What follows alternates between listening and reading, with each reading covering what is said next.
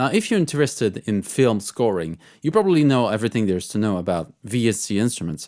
You might have learned about writing for real instruments, you might have learned about orchestration, music theory, you might have learned about the dialogue between the image and your music. But there's something that is truly missing from most programs about film scoring, and that we should focus so much more effort on when we learn about film scoring. In this excerpt from my discussion with composer Ian Arbor, we focus on this idea that the production is actually one of the most important elements to composing music for the screen nowadays, and he truly has some very interesting things to say about this. Before we dive in, if you're interested in the full 1 hour interview with Ian Arbor, make sure you'll join the channel as a member to get full access to it. All details are in the link down below.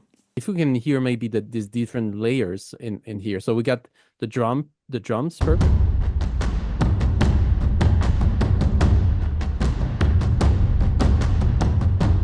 It's already very dynamic and very a very big kind of range in terms of the panning and everything.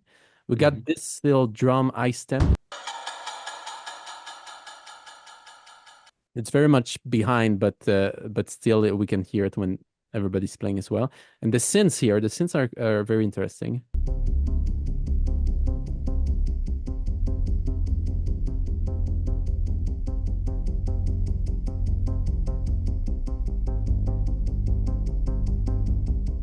So a very analog feel into these synths, which we don't hear anymore as much. You know, we some big tracks, some big soundtracks, movie soundtracks brought back the synthesizers as we can think of Oppenheimer, for instance, the music in Oppenheimer, very obvious, synthesizers part with very obvious, instrumental part as well. But this is very interesting because it's a little bit more subtle in here, and like I say, a little bit more lo-fi. So it's working with analog gear, isn't it? Yes, exactly. And that's part of our you need to be bold and have a real kind of concept as a duo, I guess, is a way to put it. But also as an individual. But I think our kind of concept as when we work together is that we try to keep as much analog as possible and try to use as few samples as possible. And there's also that's a good example actually, because that's all analog. And there's a kind of a rawness about that that kind of lends itself to organic and real instruments as well. So when you're combining like, that that's actually me on the cello layered up, and then the orchestra playing it as well, layered on top, and then putting in those kind of warbling low bottom end analog synths, which are kind of raw, and there you can hear there's a bit of dissonance and clashing between them. It's not clean cut at all. Yeah, slightly lo-fi, slightly distorted at points. It kind of all blends in really nicely together, I find, and I kind of like using synths, analog synths, and Dave's synths in a way that kind of treating them like an orchestral element, really, not necessarily thinking of them as a synth. Like, there's no reason why we can't harmonize that synth in the same way we harmonize the strings. Mhm. Definitely, and it's a great way to augment the orchestra, and also it's interesting to listen maybe to just the orchestral part. So let's have a listen to just the string parts now, just the cello stem at first.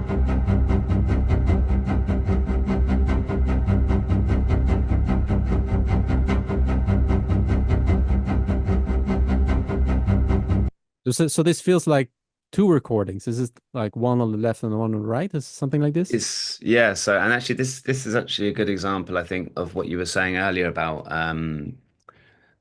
what they teach, not saying everywhere teaches that way, but how we kind of teach like how to write notes for an orchestra for film and TV. But I think this whole track is a good example of why I think they should teach more production because yeah, so that specific thing that you picked out on that cello part is me playing the cello, one cello line just going chugga chugga chugga chugga chugga chugga, and then I've produced it up. So I've double, triple tracked the same part. I didn't even re-record it. So I used the same cello again. I knocked it down an octave, added distortion. I used the same cello again, knocked it down another octave, added a bit of I used this distortion called raw, UAD raw, which is like adds a bit of fizz. And then for the other distortion, I use Sound Toys Decapitator, which is like a grungy distortion. And then, yeah, as you said, one of them is like stereo imaged wider. And then I may well have sometimes I do double track left and right as well. But this is all with one performance of the cello, not several. Oh, that's So amazing.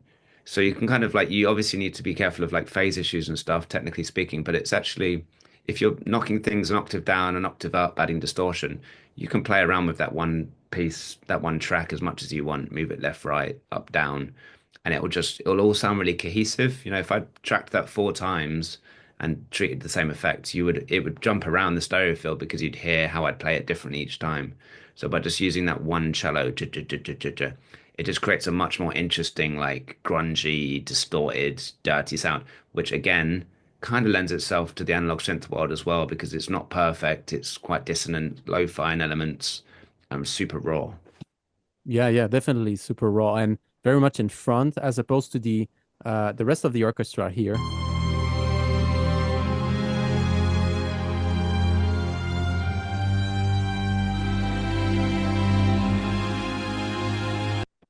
That is much more behind. If we listen to both of them together.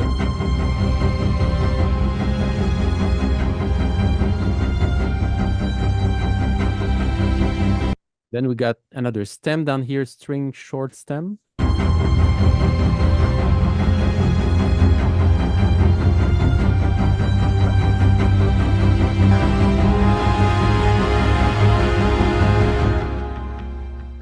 So what do you think? Have you been learning enough about production in your own journey as a composer, whether it is online, by yourself, or in a school program? Let me know in the comments down below, and make sure you subscribe and join the channel as a member if you want to have access to the full 1-hour interview between me and composer Ian Arbor. Thank you for listening, and I'll see you in the next one. Bye-bye.